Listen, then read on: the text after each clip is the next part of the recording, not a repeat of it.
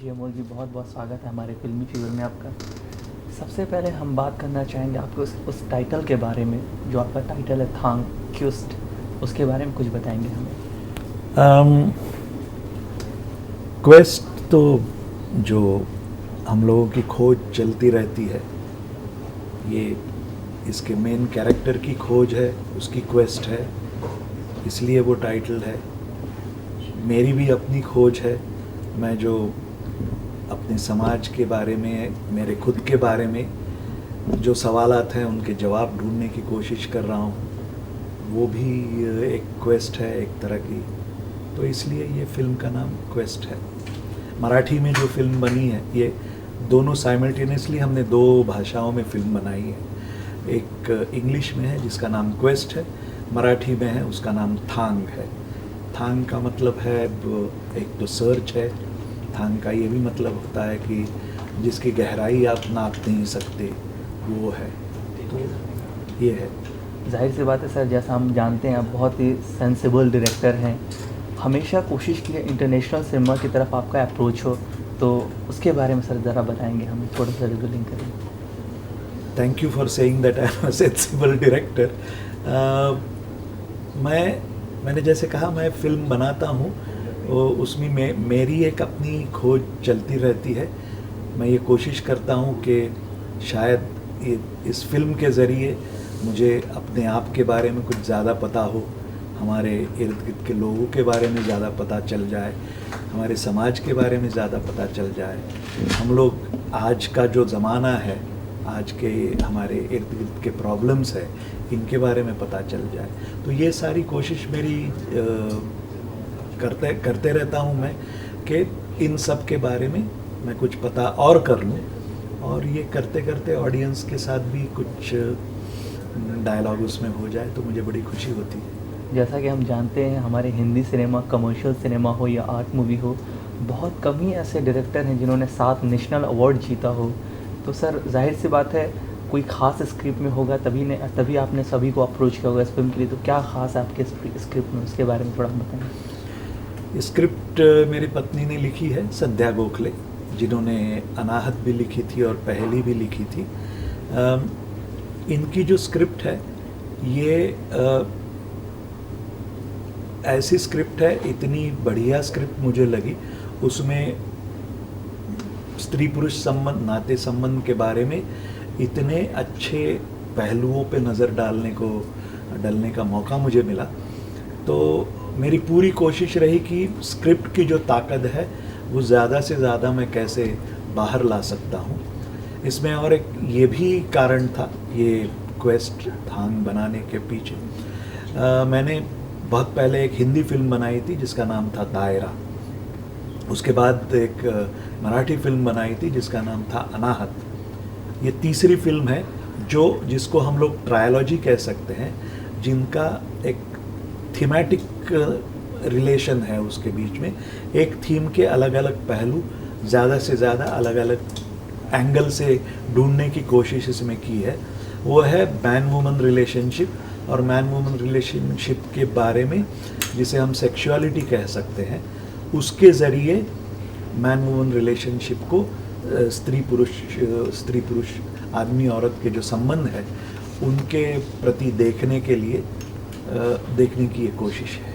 तो ये उसमें से ये तीसरी फिल्म है, तो इसलिए मुझे एक और ख़ास लगाव है इस फिल्म से। जी सर, माफ़ कीजिएगा, थोड़ा सा हम कहानी के प्लॉट के बारे में जानना चाहते हैं। बेसिक प्लॉट क्या है सर इस कहानी का? एक्चुअली कहानी अगर मैं 2 लाइन में कह सकता तो फिर मैं फिल्म बनाता नहीं। 2 घंटे की फिल्म क्यों बनाऊं? अगर 2 मिनट में मैं कहानी बता सकता हूँ तो कहानी बस काफ़ी है। ऐसे होता नहीं, जब आप 2 घंटे की फिल्म बनाते हैं, 1.5 घंटे की फिल्म बनाते हैं, तो उसमें कहानी के इतने अलग अलग पहलू होते हैं जिन पे आप ध्यान देना चाहते हैं, जो ऑडियंस को उस कहानी में आपके साथ घुमा के लेके जाते हैं। वो सारे एस्पेक्ट्स होते हैं कहानी के, तो 2 लाइन में वो कहानी बताना मुश्किल है। चलिए सर, हम बात करते हैं स्टार कास्ट के बारे में। तो पहले हम बात करेंगे मृणाल कुलकर्णी के बारे में। क्या ख़ास रीज़न रहा उनको कास्ट करने का इस फिल्म में सर? मैं मेरी फिल्म में, किसी भी फिल्म में जब आर्टिस्ट का चुनाव करता हूँ तो वो उनकी एक्टिंग की क्षमता के लिए करता हूँ। मृणाल कुलकर्णी एक बहुत बढ़िया आर्टिस्ट है, जिसने बहुत अच्छे परफॉर्मेंस मैंने देखे हैं उनके, तो इसलिए मृणाल का चुनाव इसीलिए किया गया। और इसमें उसने जो परफॉर्मेंस दी है, आप फिल्म देखने के बाद वाकई कहेंगे कि ये बहुत बढ़िया आर्टिस्ट है, बहुत बड़ी आर्टिस्ट है, इसलिए उनका चुनाव किया गया है। सर उनके ट्रेड कैरेक्टर के बारे में जानना चाहते हैं, किस तरह का कैरेक्टर उनका? मृणाल कुलकर्णी कैरेक्टर कर रही है, बम्बई हाई कोर्ट में लॉयर है, और आज की यंग प्रोफेशनल वर्किंग वूमन जिसे कह सकते हैं, वो उनकी कैरेक्टर है। उनके हस्बैंड का रोल निभा रहे हैं ऋषि देशपांडे, जो एक 5 स्टार होटल में शेफ़ का काम करते हैं। तो आज के ज़माने में जो हमको दिखाई देता है, हस्बैंड वाइफ दोनों काम करते हैं, दोनों प्रोफेशनली बहुत सक्सेसफुल हैं, और दोनों के सक्सेसफुल होने के कारण जो स्ट्रेस आता है, आज की बम्बई की फास्ट लाइफ से जो स्ट्रेस आता है, दौड़ा भागी की ज़िंदगी से जो स्ट्रेस आता है, ये सारे पहलू हमारे ये कहानी के अहम पहलू हैं। जी, शिशिर शर्मा जी हैं इस फिल्म में। शिशिर शर्मा भी टीवी में तो बहुत लोकप्रिय अभिनेता रहे हैं। शिशिर ने भी एक बहुत महत्वपूर्ण भूमिका निभाई है। तो इन सब लोगों ने मिलके इतना अच्छा काम किया है। सारी जो मेरी टीम है और मेरी टेक्निकल टीम जो है, हमारे कैमरामैन हैं, एडिटर हैं, म्यूज़िक डायरेक्टर हैं, सभी लोग जो हैं, उन्होंने मिलके एक बहुत अच्छी, आपने जैसे कहा, बहुत अच्छी सेंसिबल फिल्म हम लोगों ने बनाई है। उम्मीद है आपको पसंद आए। एक सर और हैं गोपू देशपांडे, उनके बारे में, उनके रोल के बारे में सर जानना चाहेंगे हम। जी, गोपू देशपांडे बेसिकली ये उनकी पहली फिल्म है। गोपू देशपांडे बहुत जाने माने नाट्य लेखक हैं। उनका एक नाटक रहा है, शायद आप में से, आपके दर्शकों में से लोगों ने देखा होगा, उद्ध्वस्त धर्मशाला करके जो नाटक है, एक बहुत लैंडमार्क नाटक माना जाता है हमारी भारतीय थिएटर हिस्ट्री में। उसके लेखक गोपू देशपांडे हैं। लेकिन सिनेमा में पहली बार काम कर रहे हैं। बहुत अच्छा काम किया है, इतना अच्छा काम किया है कि आप यकीन नहीं करेंगे, ये उनकी पहली बारी है। उसके साथ साथ एक बहुत जानी मानी कलाकार, बहुत वेटरन जिन्हें कह सकते हैं, विजया मेहता है। विजया मेहता मराठी थिएटर की, अंग्रेज़ी थिएटर की एक बहुत ही जानी मानी हस्ती है। इन्होंने थिएटर में जो योगदान दिया है, उसका तो मूल्यमापन करना बहुत मुश्किल है। बहुत सीनियर है, मुझसे भी बहुत सीनियर है, और बहुत अच्छी एक्ट्रेस रही हैं, बहुत अच्छी निर्देशक रही हैं। तो उनका मेरे साथ आके फिल्म में काम करना मेरे लिए एक बहुत सौभाग्य की बात कहूँगा मैं। करीब कुछ 17-18 साल बाद वो फिल्मों में एक्टिंग कर रही हैं, तो ये भी मेरे लिए बड़ी खुशी की बात है।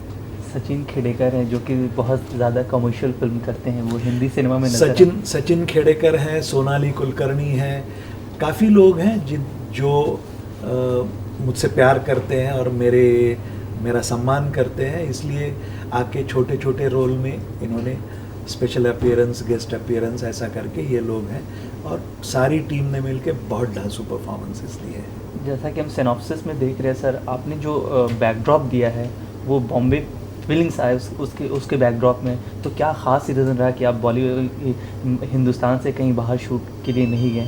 कोई ख़ास रीज़न सर? कोई ज़रूरत नहीं थी, कि हिंदुस्तान से बाहर जाके शूट करें। मेरी फिल्म में ऐसे कोई आइटम सॉन्ग नंबर्स भी नहीं है जिसके लिए या तो हिंदुस्तान के बाहर जाके शूट करना पड़े। ऐसी कोई कहानी की मांग नहीं है जिसके लिए बाहर जाना पड़े। और मैं ये भी नहीं मानता कि हिंदुस्तान के बाहर जाके शूटिंग करने से ही फिल्म में रंग आता है। हमारे अपने देश में पूरी शूटिंग करने से भी फिल्म बहुत रंगीन हो जाती है, बहुत अच्छी फिल्म बना सकते हैं, ये मेरा पूरा यकीन है। इसलिए हम लोग बाहर नहीं गए। सॉरी, दोबारा माफ़ी चाहूँगा सर, फिल्म के बारे में जानना सर, इस फिल्म की शूटिंग कहाँ चली सर? फिल्म की शूटिंग हुई है बम्बई में, पुणे में, और एक बहुत प्यारी जगह है श्रीवर्धन करके महाराष्ट्र में, सी बीच है, बहुत प्यारा सी बीच है। तो ये 3 जगहों पे मैंने शूटिंग की है। सर फिल्म के दौरान जाहिर सी बात है कुछ ना कुछ हादसे होते रहते हैं, इंसिडेंट्स होते रहता है। इस फिल्म के दौरान कोई ऐसा इंसिडेंट्स हो जो हमारे व्यूअर्स के साथ शेयर करना चाहेंगे आप? बहुत मज़ा आया, कोई झगड़ा नहीं हुआ, कोई माथापच्ची नहीं हुई, किसी ने किसका सर नहीं तोड़ा, कुछ नहीं हुआ। यही मेरे लिए बहुत अच्छी बात है। मैं फिल्में बनाता हूँ, बड़े प्यार से बनाता हूँ। हमारी जो पूरी यूनिट होती है वो यूनिट एक फैमिली जैसी होती है, और हम लोग बड़ी हंसी मजाक के साथ ऑलमोस्ट पिकनिक जैसे फिल्म बनाते हैं। तो उसमें ऐसे कोई हादसे होते नहीं। शायद इसलिए वो आप लोगों को डिसअपॉइंट हो जाएंगे आप लोग कि उसमें कोई गॉसिप वैल्यू नहीं है, उसमें कोई ऐसे इंसिडेंट्स नहीं हुए जिसमें कंट्रोवर्सी हो सकती है। लेकिन बड़े प्यार से, बड़े आराम से, बड़े इत्मीनान से हम लोग काम करते हैं, वैसे ही ये फिल्म बनाई। जैसे सर मैंने पहले भी बोला है कि आप बहुत ही सेंसिबल डायरेक्टर हैं। जैसे आजकल के हिंदी सिनेमा में फिल्म स्टोरी से ज़्यादा आजकल के म्यूज़िक पे डिटेलिंग की जाती है, तो जाहिर सी बात है हम भी पूछना चाहेंगे आपके म्यूज़िक, आपकी फिल्म का म्यूज़िक जो है वो कितना स्कोप कर पाएगा इस फिल्म के साथ? आप जिस फिल्म की बात करते हैं, जिन फिल्मों की बातें करते हैं, वो अलग अलग किस्म से फिल्में बनाई जाती है। वो फिल्में बनाने का पूरा तरीका अलग होता है। मतलब मिसाल के तौर पे आप आज के जो सबसे सेलेबल स्टार हैं उनको पहले अप्रोच करते हैं, फिर आपके दिमाग में आज के जो सेलेबल म्यूज़िक डायरेक्टर हैं उनको तय करते हैं, और इन लोगों को लेके फिर कहानी खोजते हैं। फिर उसमें आइटम्स कितने होंगे, आइटम नंबर्स क्या होंगे, फिर फॉरेन जाके क्या लोकेशन, ये इस तरह से आप एक फ़िल्म बनाने का एक तरीका है।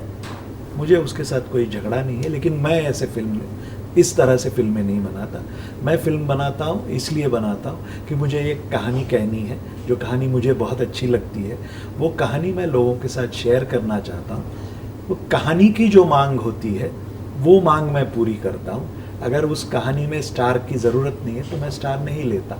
उस कहानी में अगर म्यूज़िक की ज़रूरत नहीं है तो मैं म्यूज़िक भी नहीं लेता।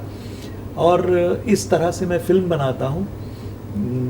मेरे लिए खुशी की बात यह है कि इस तरह से बनाई हुई फ़िल्म भी, मेरी फ़िल्म लोग पसंद करते हैं, लोग देखते हैं, उससे प्यार करते हैं, मुझे सम्मान देते हैं, और मैं ये ऐसी फ़िल्में बना सकता हूँ, इसका मुझे बड़ा अभिमान है।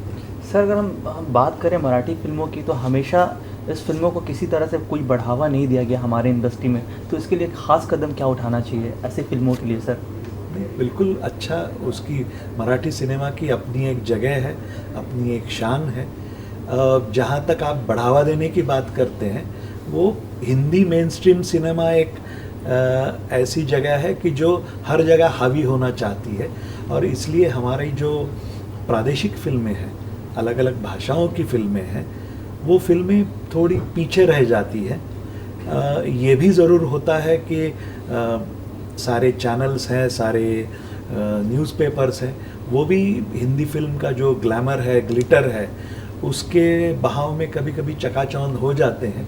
और ये रीजनल सिनेमा जो है, प्रादेशिक सिनेमा जो है, एक अच्छा सिनेमा है, वो कभी कभी थोड़ा पीछे रह जाता है। लेकिन आप जब भारतीय सिनेमा की बात करते हैं तो प्रादेशिक सिनेमा का जो योगदान उसमें रहा है वो कोई नकार नहीं सकता। उसकी अपनी एक जगह है, उसका अपना एक योगदान रहा है, और वो हमेशा रहेगा। तो इसलिए मुझे नहीं लगता कि ऐसा कोई बढ़ावा देने के लिए कुछ करने की ज़रूरत है। सर ऐसा नहीं मानते आप कि रीजनल सिनेमा जो भी होते हैं उसमें एक बहुत बड़ा मैसेज होता है, उस फिल्म से कुछ सीख मिलता है आम जनता को सर? तो ऐसे में मीडिया क्या है कि मीडिया आगे कदम नहीं बढ़ाती है उनकी तरफ, या उस चीज़ को एक्सपोज नहीं कर पाती है? आपकी तरफ से क्या कहना चाहेंगे आप? नहीं, मैं तो मीडिया को कुछ उपदेश देने के लिए तो मैं हूँ नहीं। मीडिया बहुत सक्षम है हमारा, वो जानते हैं क्या करना चाहिए। शायद इतना मैं ज़रूर कहूँगा कि अपने ही क्रिएट किए हुए हाइप को हम लोग अगर बहुत सच्चा मानने लगे तो शायद कहीं कुछ हम लोग गलती कर रहे हैं। इतना अगर हमारे ख्याल में रहे तो शायद हमको प्रॉपर पर्सपेक्टिव हमेशा मिलता रहेगा। चलिए लास्ट सवाल है मेरा, इस फिल्म के ज़रिए क्या हमारे ऑडियंस को क्या मैसेज देना चाहेंगे इस फिल्म के मैसेज वैसेज देना मेरा काम नहीं है, हमारे नेता लोगों का काम है। वो लोग करते रहते, मैसेज देते रहते। मैं फिल्म बनाता हूँ, जो कहानी मुझे प्यारी लगती है वो कहानी मैं लोगों के साथ शेयर करने के लिए मैं फिल्म बनाता हूँ। इतना ज़रूर कहूँगा कि वो कहानी अगर फिल्म ख़त्म होने के बाद वो अपने साथ घर लेके जाएंगे, जो अक्सर होता है, वो कहानी घर लेके जाते हैं, सोचेंगे, विचारेंगे, चर्चा करेंगे और उसमें से ऐसे कई पहलू होंगे जो बहुत दिनों तक आप संजोग के रखेंगे। ये मेरे लिए सबसे खुशी की बात है। चलिए इंशाल्लाह हम दुआ करते हैं जैसे आपने हर फिल्मों के लिए 7 नेशनल अवार्ड जीते हैं, उसी तरह इस फिल्म को भी आपको नेशनल अवार्ड मिले और इंटरनेशनल सिनेमा में भी इसका अप्रोच हो। Thanks a lot for talking to us sir. Thank you so much.